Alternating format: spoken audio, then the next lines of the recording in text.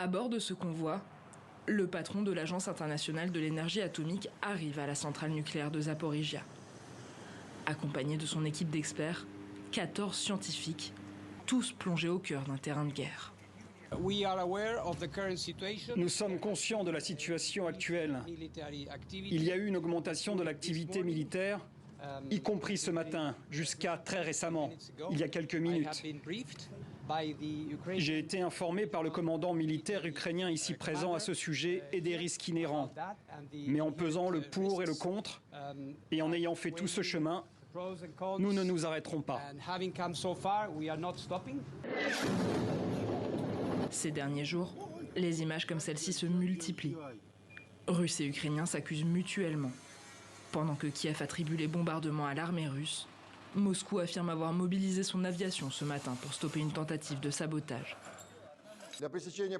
À 6h20 ce matin, 2 équipes de sabotage des forces armées ukrainiennes, une 60aine d'hommes sur 7 bateaux à moteur ont tenté d'accoster sur les berges à 3 km au nord-est de la centrale nucléaire de Zaporijia. La garde nationale qui protège la centrale a détecté et bloqué les saboteurs sur place.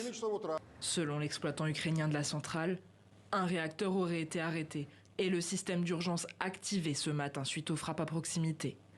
L'avenir du site fait trembler le monde entier. En cas de fuite nucléaire, il sera difficile, voire impossible, d'apporter une aide humanitaire.